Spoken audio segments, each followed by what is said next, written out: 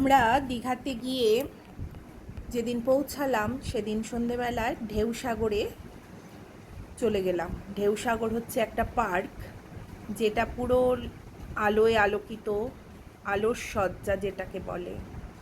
দেখো কি সুন্দর এই গাড়িগুলোতে করে, পুরো ঢোকার জন্য এই গাড়িতে করে সবাই চলে যায়, সেই পার্কের ভেতরে ঢুকে যায়, আবার ওই গাড়ি করেই আবার পার্কের এক্সিট গেটে নামিয়ে দেয়। দেখো কত সুন্দর সুন্দর পুতুল টাইপের করে রেখেছে। এখানে বোটিং করার জন্য সবাই ওয়েট করছে। পুরো আলোয় আলোকিত, লাইটিং দেখে মুগ্ধ হয়ে যাওয়ার মতো। এখানে এই যে কৃষ্ণকে লাইটিংয়ের মাধ্যমে করে রেখেছে। এই যে এই গাড়িটা করে সবাইকে নিয়ে আসে আবার নিয়ে যায়, তার জন্য করে আবার 10 টাকা করে লাগে। আর এখানে রয়েছে অনেক অনেক খাবারের দোকান, নানান রকম খাবারের দোকান রয়েছে। চারিদিকে গাছ গাছালি, তার সাথে লাইটিং, মানে ভীষণই সুন্দর একটা পরিবেশ। এখানে আবার বাচ্চাদের কিছু এই যে গাড়ি চড়ানোর ব্যবস্থা আছে। আমার বাবা হাঁটতে পারে না, তো খুবই কষ্ট হয়। এখানে একটু জু টাইপের করার চেষ্টা করেছিল, কিন্তু সেখানে কোনো পশু পাখি সেরকম ছিল না, পুরোই খালি। পার্কটা অনেকটা বড় জায়গা নিয়ে তৈরি, আর শুধু আলোর সজ্জা, চারিদিকে নানান রকম আলোয় সজ্জিত করে রেখেছে। ওই যে লেখা দেখো, ঢেউসাগর পার্ক। ওই সাইডটা দিয়ে যে গাছগুলো দেখতে পাচ্ছ, তার ওই সাইডটাতে সমুদ্রও দেখা যায়। এটা যদি দিনের বেলায় এসে দেখা হয় তাহলে কিন্তু একদমই ভালো লাগবে না, কারণ দিনের বেলায় এই লাইটের খেলাগুলো দেখা যাবে না।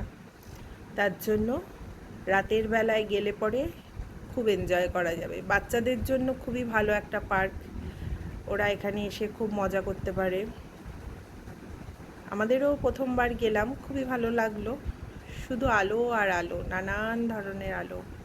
কি সুন্দর একটা রথ টাইপের বানিয়ে রেখেছে। এখানে বিশ্ব বাংলা সবাই বসে রেস্ট নিচ্ছে। আর সেদিন এত গরম পড়েছিল, মারাত্মক গরম। আর এই সমুদ্রের পাড়ে রয়েছি আমরা, কিন্তু কোনো হাওয়া নেই, ভীষণই ঢ্যাপসা টাইপের একটা গরম ছিল। দেখো পুরো ঘেমে স্নান। তো যাই হোক, তবুও ঘুরতে গিয়ে তো একটু মজা করতেই হবে, তাই না? দেখো চারিদিকে শুধু আলোর সজ্জা। ওখানে একটা সুন্দর বসার জায়গা করেছে, অনেকে সেখানে গিয়ে রিলসও তৈরি করে। তো এত গরম লাগছিল, তার জন্য আমার আর ইচ্ছা করছিল না ওখানে। আমার মাও বেশিক্ষণ হাঁটতে পারে না, তো তার জন্য আবার সেদিন ছিল একাদশীর আগের দিন। দেখো কি সুন্দর, বাচ্চারা বড়রা সবাই আনন্দ করছে। এবার আমরা ওই গাড়িতে করে চলে যাচ্ছি বাইরে। অনেকক্ষণ ছিলাম, প্রায় 1-1.5 ঘন্টার মতো।